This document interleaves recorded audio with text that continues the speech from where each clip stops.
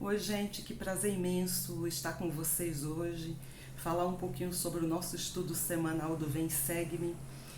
Essa semana nós estudamos as sessões 14 até a 17 de Doutrina e Convênios e o título é Ser Vida e Testemunha. É muito interessante quando nós estudamos as sessões e compreendemos e conhecemos o contexto em que essas sessões, em que essas revelações foram dadas. Fica muito mais claro para a gente compreender a história toda. Então, já quando a gente começa na sessão 14, é muito importante a gente perceber esse cenário aí histórico que estava acontecendo.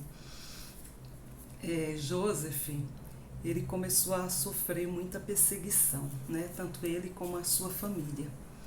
E era comum os ataques de turbas, né, que ameaçavam a sua integridade física, de tal maneira que a família de Emma, que a princípio, né, não foi tão favorável a Joseph, agora essa família o defendia. E se não aconteceu coisa mais grave com eles, foi graças à família de Emma que procurou protegê-los. Mas Joseph sabia que não poderia permanecer ali por muito tempo em segurança e poder continuar esse trabalho de tradução que ele precisava terminar, né, desses registros antigos do livro de Mórmon. Então, é muito interessante porque aí entra em cena uma família que é muito conhecida na história da igreja, que é a família Whitney. E a importância dessa família, né? Então, vamos pensar um pouquinho. Oliver, quando ele chegou para dar aula, né, ele teve a oportunidade de ter contato com essa família e ele ficou amigo de um dos filhos, que era David. Né, isso quando ele dava aula, quando ele estava lá em Nova York, antes de mudar para Harmony, Pensilvânia, para poder ajudar Joseph como escrevente. Então ele ficou amigo de David e ele falou, né, sobre a sua curiosidade, sobre as placas de ouro, sobre Joseph. E os dois estavam sempre trocando figurinhas sobre o assunto. Até que Oliver acaba mudando, acaba se tornando o escrevente de Joseph, ele se converte ao Evangelho, mas ele não deixou de escrever cartas para David, contando como é que estava o processo de tradução, ou as experiências que ele estava tendo.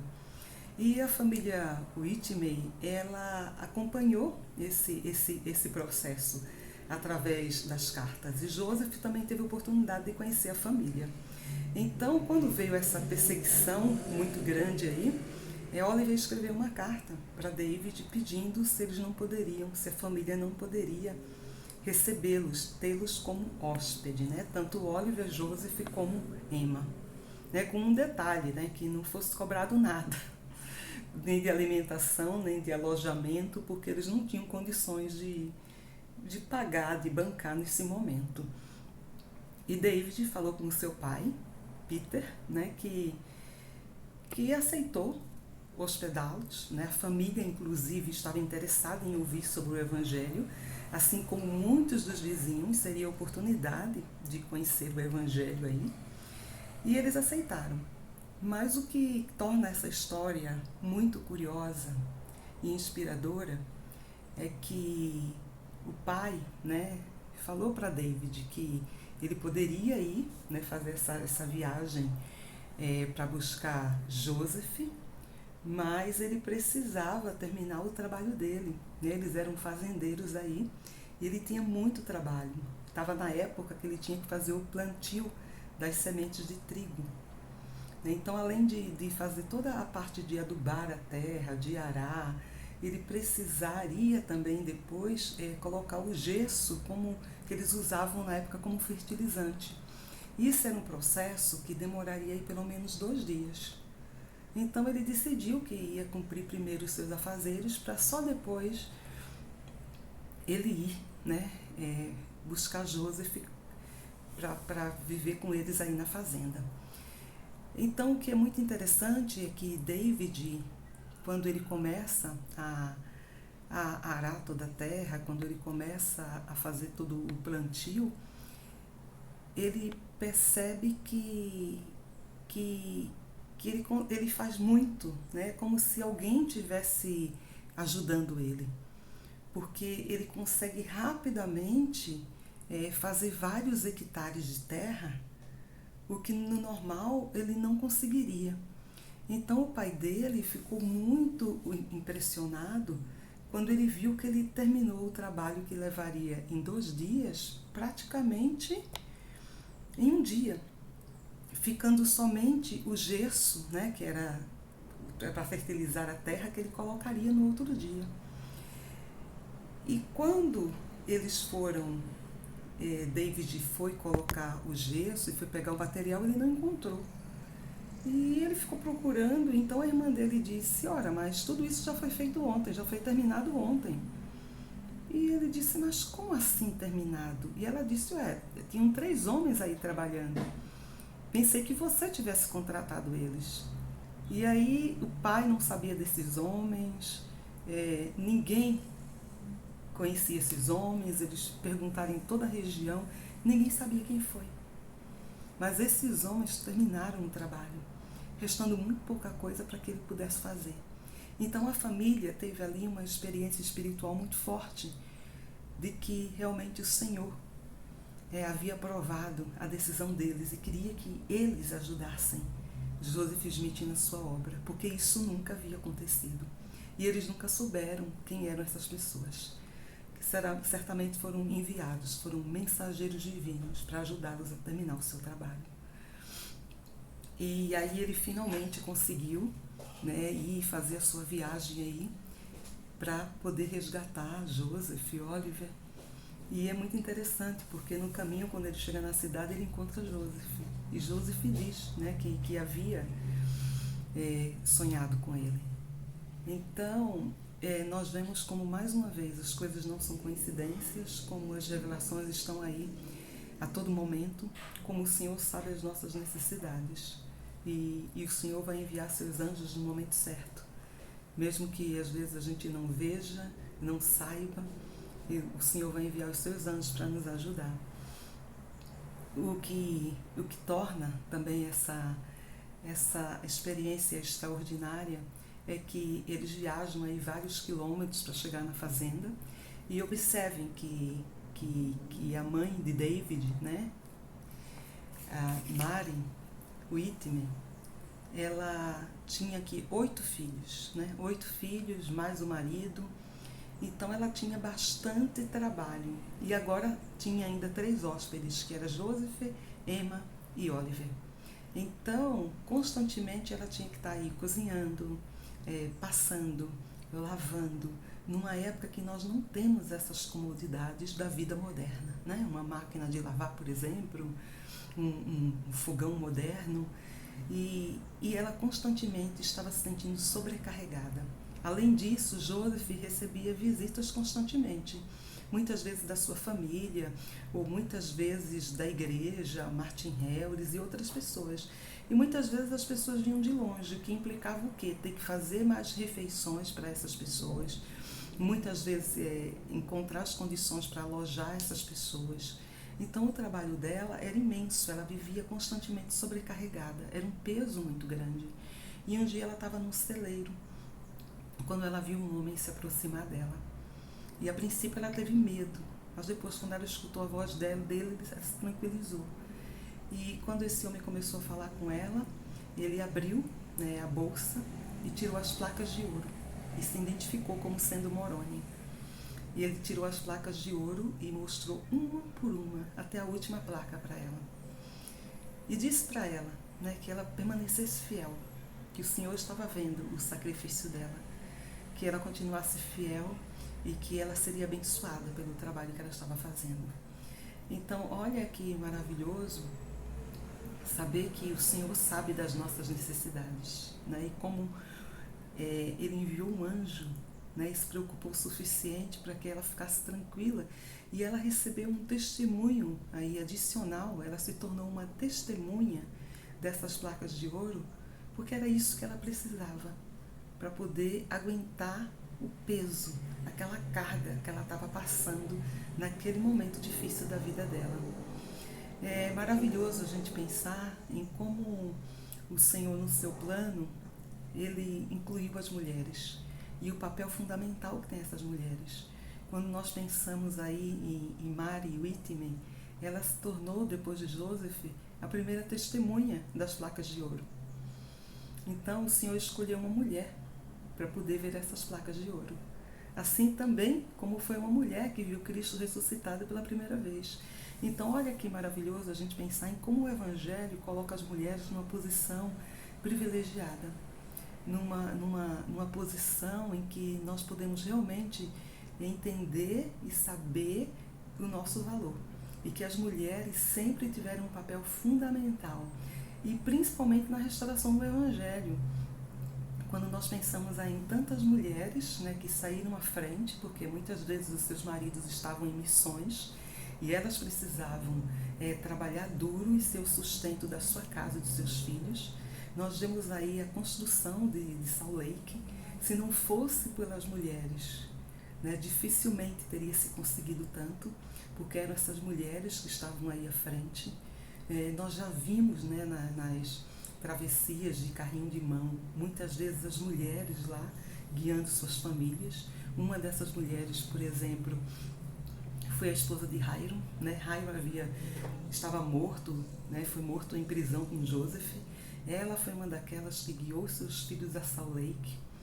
A gente tem aí na descendência dela aí, né, profetas, Joseph Fielding Smith.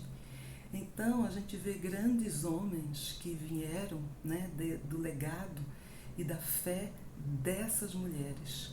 Nós sabemos que Salt Lake, por exemplo, o primeiro movimento em relação a voto de mulher, que se tem notícia, que se tem conhecimento, surgiu em Salt Lake, né, o primeiro movimento para que as mulheres pudessem ter direito a voto. Então o papel das mulheres é tão determinante, e é tão importante saber que o Senhor não nos esqueceu, né, que nós podemos erguer as nossas vozes e desempenhar o nosso papel como mãe, como esposa, como filha, como cidadã. E o Senhor não esqueceu Mari e enviou um anjo para que pudesse dar o conforto que ela precisava nesse momento. E então, a partir daí, ela conseguiu, né, ter a força que precisava. Então, quando a gente chega na seção 14 de Doutrina e Convênios, nós vemos exatamente esse cenário, porque aí está Joseph na família Whitney, e ele está aí fazendo esse processo de tradução. Muitas vezes Emma é escrevente, outras vezes é Oliver Cowdery, outras vezes é um dos filhos, o John, que é o escrevente, vários da família ajudando, e de como, graças à ajuda dessa família, esse trabalho consegue ser concluído, ele consegue ser terminado. E a sessão de Doutrina e Convênios é exatamente a pergunta de David, né? O que o Senhor espera dele, o que o Senhor pretende dele. E o Senhor, ele repete nessa sessão o que falou em algumas outras, né? Ele fala a respeito dessa obra, da sua obra que é grandiosa. Então, quando a gente vai na sessão 14, no versículo 1, a gente diz: uma obra grande e maravilhosa está para iniciar-se entre os filhos dos homens.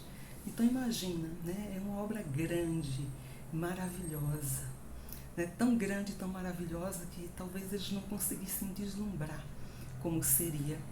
E o Senhor vai lá e dá conselhos para ele. O Senhor fala para ele: olha, o campo já está branco, pronto para a ceifa. Então observa as palavras do Senhor, porque eles eram fazendeiros, todos tinham aí uma linguagem de campo, colheita, ceifa, e o Senhor vai falar exatamente daquilo que eles compreendiam muito bem. Então o Senhor fala para lançar essas foices, né?